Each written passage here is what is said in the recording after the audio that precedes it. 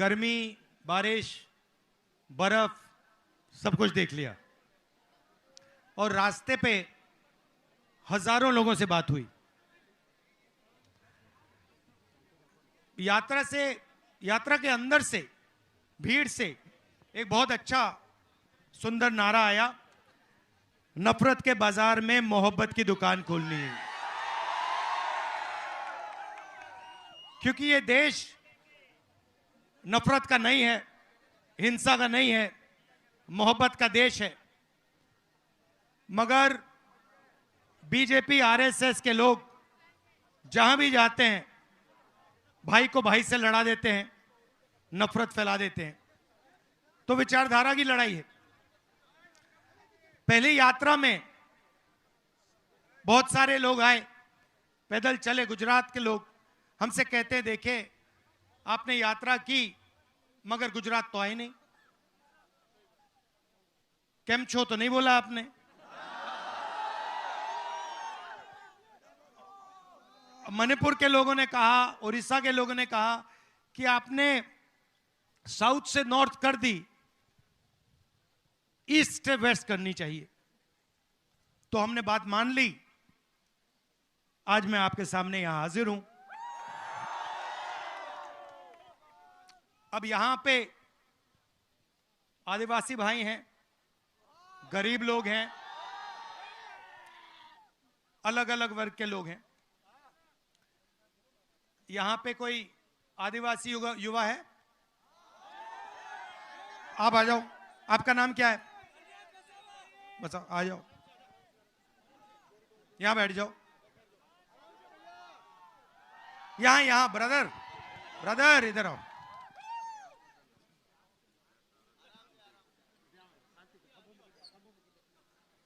उस पे हाँ, तो मुझे बताओ, देश में आदिवासियों की कितनी आबादी है? सर आदिवासी हिंदुस्तान में आदिवासी कितने? सर ज्यादा है और मूल निवासी है। आदिवासी के लिए आपने सर बोला जल, जंगल और जमीन। नहीं भाई, सवाल का जवाब दो। ये उल्टा सीधा नहीं, सवाल का जवाब दो। सवाल क्लियर है। हिंदुस्तान में आदिवासियों की कितनी आबादी? अगर नहीं जानते क्या तो नहीं जानता। नहीं सर, 30% तो है। 30% नहीं है।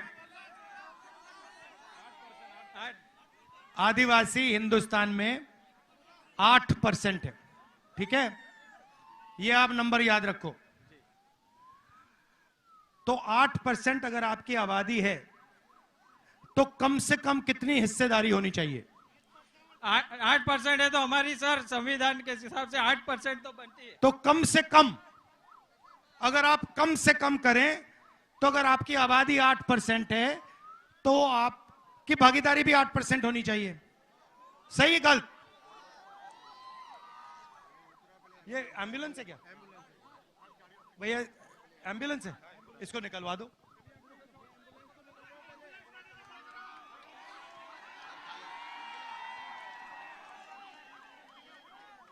भैया रास्ता बना दीजिए।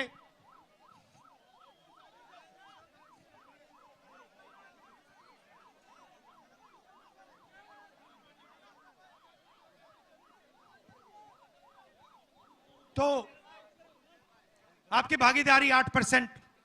अच्छा, पिछड़े कितने हैं हिंदुस्तान में? पिछड़े लोग कितने हैं?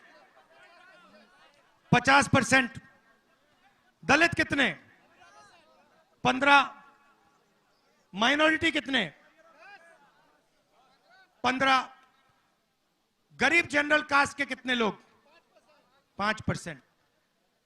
तो सब जोड़ो तो 90% हो जाता है। ठीक है, मगर अभी मैं आदिवासियों की बात करता हूं। हिंदुस्तान की सबसे बड़ी कंपनियों की लिस्ट निकालो। 200 सबसे बड़ी कंपनियां जो हिंदुस्तान के धन को कंट्रोल करती हैं, नाम आपने सुने होंगे। पहले नंबर पे कौन है? अदानी। दूसरे नंबर पे कौन है? आप जानते हो, नाम जानते हो? 200 हैं। उनकी मालिकों के लिस्ट में आदिवासियों के कितने नाम? एक नाम है, एक नाम नहीं है। मीडिया में, मीडिया की कंपनी में, मीडिया के बड़े बड़े जो रिपोर्टर हैं उनके लिस्ट में आदिवासी कितने? कभी देखा आपने टीवी पे? पिछड़े वर्ग का कोई देखा? आदिवासी का ही देखा? दलित देखा? तो 200 सबसे बड़ी कंपनियों में 90% का कोई आदमी नहीं। मीडिया में 90% का कोई आदमी नहीं। सही? प्राइवेट अस्पतालों में आप जाते हो, सर्जरी होती है, पैसा देते हो, लाखों रुपए देते हो जेब से, देते हो ना? प्राइवेट अस्पतालों के मालिकों में आदिवासी कितने? कोई नहीं। पिछड़े कितने? दलित कितने? गरीब जनरल कास्ट के कितने? ठीक है, चलो कॉलेज यूनिवर्सिटी की बात करते हैं। प्राइवेट कॉलेजेस जो है, बड़े बड़े यूनिवर्सिटियां हैं, इनके मालिकों में आदिवासी कितने? दलित कितने? पिछड़े कितने? तो आप हो कहां?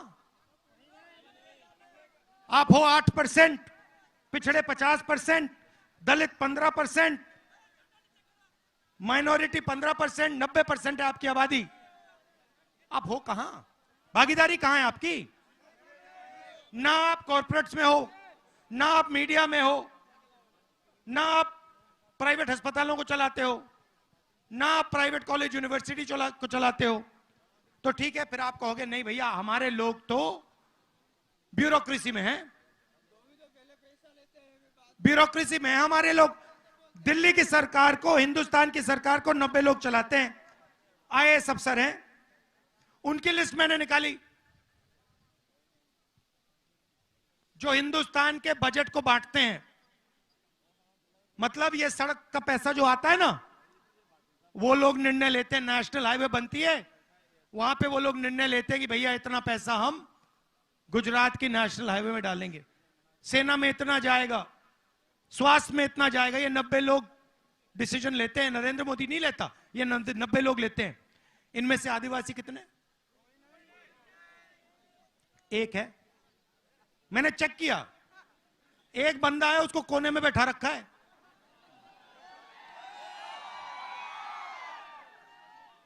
और अगर हिंदुस्तान की सरकार 100 रुपए खर्च करती है बजट में, तो आदिवासी वर्ग का अफसर कितने रुपए का भागीदार है? बताओ कितने का? कितना? 3%? 1% नहीं, 8 नहीं, 100 रुपए अगर खर्च होते हैं तो आदिवासी ऑफिसर 10 पैसे खर्च करता है। 100 में से 10 पैसे आपके, और आपकी आबादी 8%। और जब भैया अदानी को जमीन मिलती है तो किसकी मिलती है? तो फिर आपका नंबर पड़ता है। जब जमीन लेने की बात होती है तो आपको सबसे सामने लाइन में खड़ा कर देते हैं, और जब भागीदारी देने का टाइम आता है तो सबसे पीछे खड़े कर देते हैं। इधर केवड़िया में भी ले लिया है सर। कांग्रेस पार्टी ने जमीन अधिग्रहण कानून दिया था, 4 गुना मार्केट रेट से ज्यादा पैसा मिलना चाहिए। कितना कॉम्पेंसेशन मिला वहां? सर यहाँ पे पहले तो उनको जमीन ले ली, अभी रोजगार के लिए लारी गल्ले भी नहीं दे रहे, और जो कंपनसेशन देते हैं वो कहीं ज्यादा देते हैं, और यहाँ पे तो आदिवासियों को अपने जीवन निर्वाह चलाने के लायक भी नहीं छोड़ते। हाँ, तो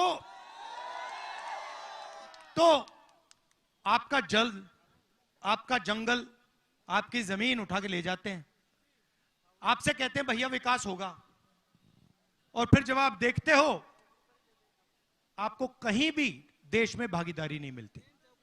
यह विकास, आपको यह सवाल पूछना चाहिए, विकास किसके लिए हो रहा है? ये 90% के लिए हो रहा है या ये 2-3% अरबपतियों के लिए हो रहा है?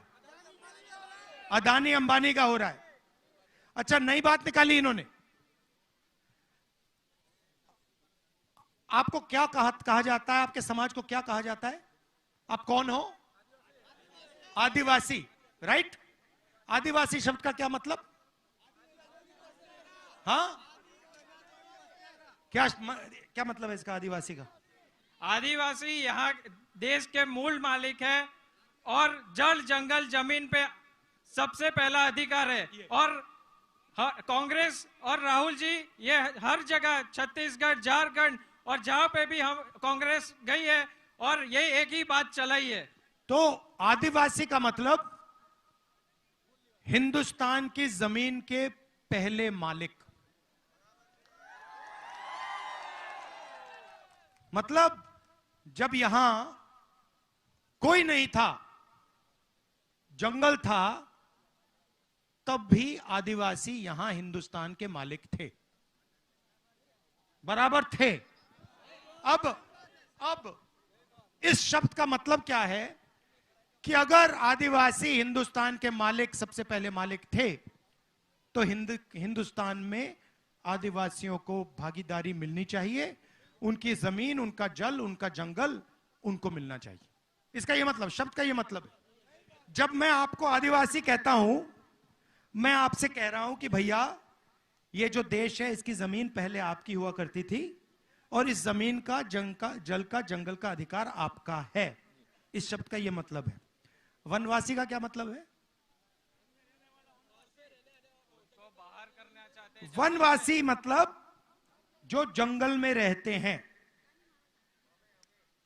जो जंगल में रहते हैं उनके कोई हक होते हैं? जो वनवासी हैं,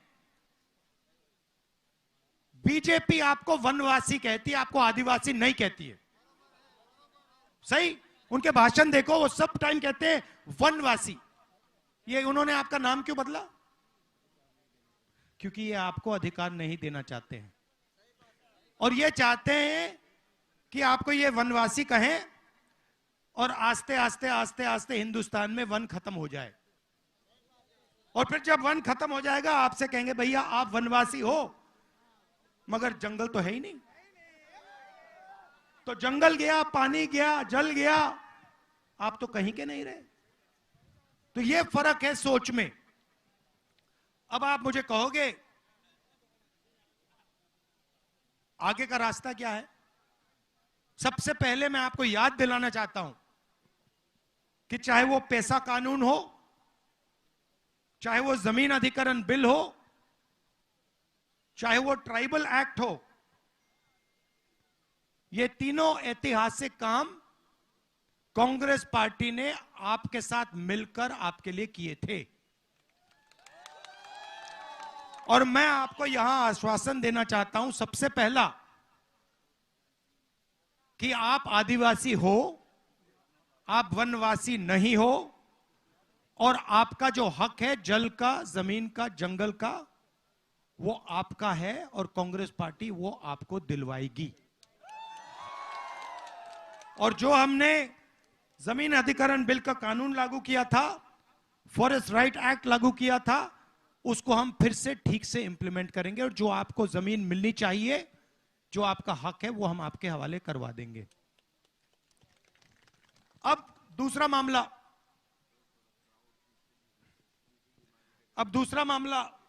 इस साइड। भैया बैठ जाइए, नीचे नीचे बैठ जाइए। दूसरा मामला भागीदारी का। सबसे पहला कदम, नहीं बैठो बैठो। सबसे पहला कदम, बैठो पूरा। सबसे पहला कदम, ये 90% हैं कौन जिनको देश में भागीदारी नहीं दी जा रही है? ये हैं कितने और ये हैं कौन? आपको कभी चोट लगी है?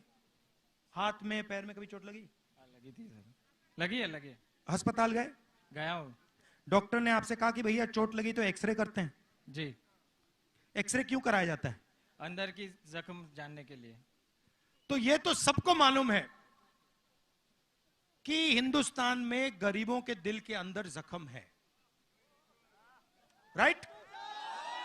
सब जानते हैं कि अदानी का 16 लाख करोड़ रुपया, अदानी अंबानी जैसे लोगों का 16 लाख करोड़ रुपया कर्जा माफ हो जाता है, किसान का कर्जा माफ नहीं होता, का नहीं होता, सब जानते हैं। मगर डेटा का जमाना है, 21वीं सदी है, किसी को यह नहीं मालूम कि चोट कैसी लग रही है, कितनी लग रही है और किसको लग रही है। मैंने इनसे पूछा, आदिवासी युवा है, इंटेलिजेंट लड़का है, मैंने इनसे पूछा भैया देश में आदिवासी कितने? जवाब नहीं दे पाए। और नहीं, आपकी गलती नहीं है, आपकी गलती नहीं, बताया नहीं जाता, वो आपको बताना नहीं चाहते कि आप कितने हो। पिछड़ों को, दलितों को, आदिवासियों को बताना नहीं चाहते, नहीं तो प्रॉब्लम हो जाएगा उनका। डरते हैं, किस चीज से डरते हैं? गिनती से डरते हैं, जाति जनगणना से डरते हैं। जाति जनगणना से क्या होगा? सबको पता लग जाएगा भैया आदिवासी कितने, दलित कितने, पिछड़े कितने, जनरल कास्ट के कितने। उसके बाद एक सेकंड भैया, जाति जनगणना के 2 कदम हैं। पहला कदम सब जातियों की गिनती, और दूसरा कदम इकोनॉमिक सर्वे, इकोनॉमिक और फाइनेंशियल सर्वे। मतलब ये आदिवासी वर्ग है, हिंदुस्तान की सब संस्थाओं में आदिवासियों की कितनी भागीदारी है। यहां पे ये जो सड़कें बन रही हैं, आप जानते हो कि गुजरात में 30 कॉन्ट्रैक्टर हैं, क्या कहते हैं उनको? ट्रिपल ए, क्या कहते हैं उनको? Double A class. उनके जेब में आपके जीएसटी का पैसा जाता है। यह सड़क किसने बनाई आप जानते हो? नहीं, आपके जीएसटी ने बनाई है। आपके जेब में से पैसा निकालकर 30 कॉन्ट्रैक्टर को दिया गया है। 30 कॉन्ट्रैक्टर में से आपको एक दलित, एक पिछड़ा, एक आदिवासी नहीं मिल सकता। लिस्ट निकाल के देख लो, नहीं मिलेगा। आपका पैसा है, आपके जेब से जा रहा है। ये आपने चश्मे पहने हुए, हीरो लग रहे हो बॉलीवुड के। ये आपने चश्मे कितने के खरीदे? 600 के ना? नाम क्या आपका? रोहित जी, आपने 600 रुपए के खरीदे ना? ये चश्मे दिखाना जरा मुझे।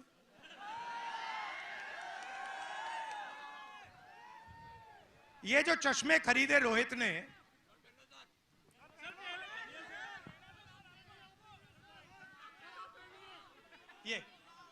ये जो खरीदे, ये 600 रुपए के खरीदे, इसमें जीएसटी कितनी लगी आपकी?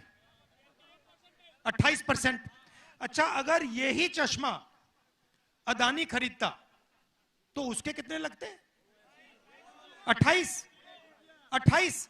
जितना आपने जीएसटी में पैसा दिया उतना अदानी देता है। आपकी आमदनी कितनी है? आपकी आमदनी 50,000 मंथली, उसकी कितनी है? गिनती के बाहर है। तो जिसकी आमदनी गिनती के बाहर है और आपकी 50,000 रुपए है, दोनों एक जैसा जीएसटी क्यों दे रहे? वाह, बात समझ आई? आपके जेब से चोरी हो रही है। किसके जेब से? 90% के जेब से, किसान के जेब से, मजदूर के जेब से, आदिवासी, दलित, पिछड़े, इन लोगों के जेब से। पैसा जाता कहां है? वही 5-10% के लोगों के जेब में। उसको विकास कहते हैं। बीजेपी उसको विकास कहती है। भैया तुम्हारी जेब से जीएसटी का पैसा निकालेंगे, अदानी के जेब में डालेंगे, इसको हम विकास कहते हैं। यह विकास नहीं है, इसको चोरी कहा जाता है। विकास का मतलब इन संस्थाओं में 90% की भागीदारी। तो जाति जनगणना और इकोनॉमिक सर्वे के बाद पता लग जाएगा, पूरे गुजरात को पता लग जाएगा कि सड़कों का जो पैसा जा रहा है उसमें 1 रुपया ना आदिवासी को जाता है, ना दलित को जाता है, ना पिछड़ों को जाता है, ना किसी को जाता है। आप फसल बीमा योजना देखो, मैंने आंकड़े निकाल रखे हैं। फसल बीमा योजना का 35,000 करोड़ रुपए साल का लगता है। 10,000 करोड़ रुपया स्टेट की सरकार देती है। सुनो सुनो, अभी उसकी भी बात करूंगा। फसल बीमा योजना का पैसा कहां जाता है जानते हो? 16 कंपनियों के पास। 16 कंपनियों की लिस्ट निकालो, उसमें आपको एक दलित नहीं मिलेगा, एक आदिवासी नहीं मिलेगा, एक पिछड़ा नहीं मिलेगा। आप पैसा भरते हो, उनके बैंक अकाउंट में जाता है, खेत में नुकसान होता है, आपसे कहते भैया आपको तो पैसा ही नहीं देंगे। बराबर है ना? तो जाति जनगणना से यह सब पता लग जाएगा कि हिंदुस्तान का धन कैसे बटा है, किसके हाथों में है, कहां जा रहा है, कितने पिछड़े वर्ग के लोग हैं, कितने दलित, कितने आदिवासी, ब्यूरोक्रेसी में कितने हैं, बड़ी बड़ी कंपनियों में कितने हैं, मीडिया में कितने हैं, सब पता लग जाएगा। और यह हिंदुस्तान के लिए क्रांतिकारी कदम होगा। देखिए 70 साल पहले आजादी मिली, सही? आजादी में निर्णय लिया गया कि सबकी अब एक साथ प्रगति होगी। अब मैं सिर्फ यह कह रहा हूं कि 70 साल हो गए, अब एक एक्सरे कर लेते हैं, पता लगा लेते हैं कि भैया भागीदारी आज तक किसकी है, धन किसके हाथों में है, आदिवासियों के हाथों में है, कितना है, बड़ी बड़ी संस्थाओं में कौन लोग बैठे हैं, आदिवासी बैठे हैं, दलित बैठे हैं, कौन बैठे? दूध का दूध, पानी का पानी हो जाएगा। आपको पता लग जाएगा कि हमारा यहां पे 24 घंटा बेवकूफ बनाया जा रहा है, डेटा मिल जाएगा। उसके बाद हिंदुस्तान की सच्ची राजनीति शुरू हो सकती है। यह हम करना चाहते हैं। पहला कदम हमने अपने मैनिफेस्टो में लिखा है, जाति जनगणना, और ये जो 50% का रिजर्वेशन है, ये जो लिमिट डाल रखी है, इस लिमिट को हम हटा देंगे। समझ में आई बात? इसमें आदिवासियों को, दलितों को, पिछड़ों को, छोटे पिछड़े वर्ग लोगों को सबको फायदा होगा। बीजेपी कहती है किसानों को हम एमएसपी नहीं दे सकते। एमएसपी मतलब मिनिमम सपोर्ट प्राइस, कम से कम दाम। मोदी जी की सरकार किसानों को हाईवे पे रोकती है, कील ठोक के दीवार बनाकर। सही बात है। वो क्या चाहते हैं? सिर्फ एमएसपी चाहते हैं। उन्होंने कहा देखिए, आप सब लोगों को सही दाम दिलवाते हो, दुकान में कोई कुछ बेचता है उसको सही दाम मिलता है। चिप्स का पैकेट कितने का होता है? छोटा वाला, हाँ, 5 रुपए का, 10 रुपए का। उसमें कितने आलू होते हैं? 4 आलू कितने होते हैं उसमें? मैंने कल शक्ति सिंह जी से पूछा, चिप्स का पैकेट दिखा के पूछा, उसमें आधा आलू होता है। आधा आलू दुकान में 10 रुपए का बिकता है, मगर जब किसान बेचता है तो आधा आलू कितने का बिकता है? तो किसान बस ये कह रहा है कि भैया हमें भी आलू के चिप्स का थोड़ा सा धन, थोड़ा सा पैसा दे दो। आप पूरा का पूरा फायदा दूसरे लोगों को दे रहे हो। आलू के चिप्स का पैकेट 10 रुपए का होता है, आलू हमने उगाया है, हमें 10 रुपए के 5 रुपए मत दीजिए, 2 रुपए तो दे दीजिए, 3 रुपए तो दे दीजिए, ये कह रहा है वो। और मोदी जी कहते नहीं, 10 रुपए के पैकेट में तुम्हें पैसे मिलेंगे, 1-2 पैसा देंगे फेंक के तुम्हें। तो किसान गुस्से में है। मोदी जी कहते हैं नहीं देंगे, हम मैनिफेस्टो में लिख दिया कि लीगल एमएसपी हिंदुस्तान के सब किसानों को कांग्रेस पार्टी दे देगी।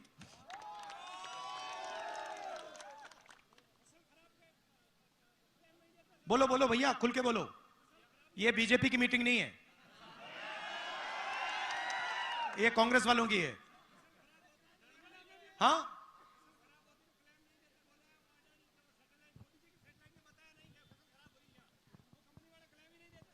तो वही तो है ना।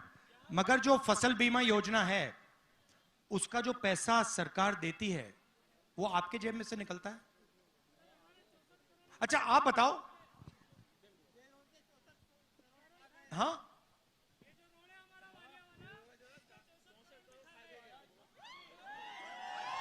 मोदी जी के बर्थडे पे बॉर्ड आ गया था सर। तो भैया अब देखिए, मैं आपसे एक सवाल पूछता हूं। ये देखिए मीडिया वाले खड़े हुए हैं यहां पे, देखिए उनकी ओर देखिए जरा। नमस्कार, कैसे हैं आप लोग? हेलो, मुझे एक बात बताओ, ये जो हैं, ये इन्होंने आदिवासियों की जमीन के बारे में कभी बोला टीवी पे? कभी इन्होंने किसान के बारे में बोला है टीवी पे? मजदूर का चेहरा कभी दिखाते हैं? क्यों नहीं? अदानी मीडिया, मोदी मीडिया,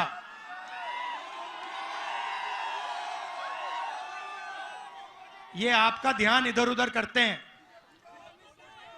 जब आपको देखो, आपने जेब कतरों को तो देखा होगा। जेब कतरा सबसे पहले क्या करता है? पहले ध्यान इधर करता है।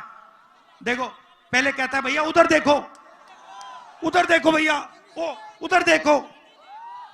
वो प्रधानमंत्री का काम है।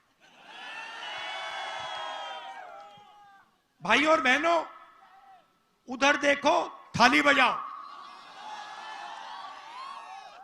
इधर फोन चलाओ, वो देखो भैया, उस साइड देखो। आप लोग इधर उधर देखते रहते हो, आप देखते रहते हो। सच्चाई है। जैसे मोदी जी कहते हैं भैया मैं समुद्र के नीचे जा रहा हूं, आप लोग टीवी ऑन करके देखते हो, भैया ये समुद्र के नीचे चला गया। फिर वो क्या कहते हैं, वो क्या था वो चुनाव के समय, वो सी प्लेन पे चढ़ जाता है। फिर आप देखते हो भैया मोदी जी सी प्लेन पे जा रहे हैं। तो आपका ध्यान इधर उधर करता है। पीछे से दूसरा आता है, पीछे से अदानी जी आते हैं, ऐसे आते हैं और ये कर जाते हैं। और दूसरी साइड अमित शाह डंडा लिए खड़ा रहता है कि कोई डिस्टर्ब करेगा तो मैं मारता हूं। ये है गुजरात मॉडल, यही है गुजरात मॉडल। ये यहां शुरू हुआ था और अब ये पूरे देश में फैला दिया इन्होंने। तो इसको रोका भी यही जाएगा। और कौन रोकेंगे?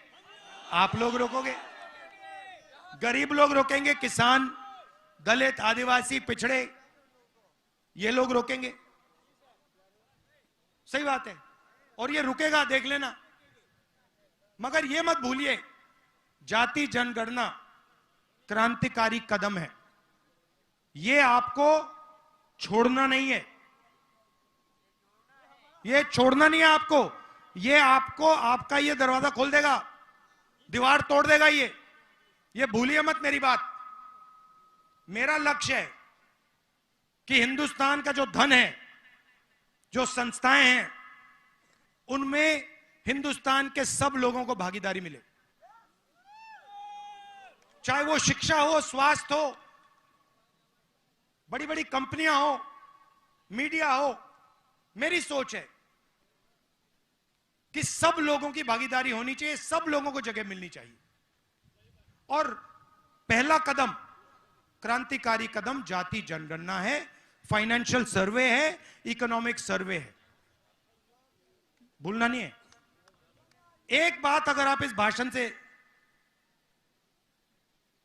अपने दिमाग में रखो तो यह है, जाति जनगणना को छोड़ना नहीं है, ठीक है।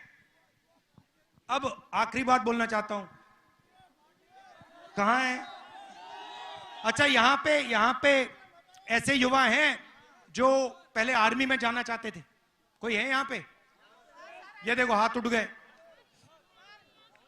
कहां है? क्या है ये? आप आर्मी मैन हो? अभी आर्मी में हो? भैया फंस जाओगे, निकाल देंगे तुम्हें। क्या नाम है आपका? आ जाओ आ जाओ, मैं तो सबसे बात कर लेता हूं।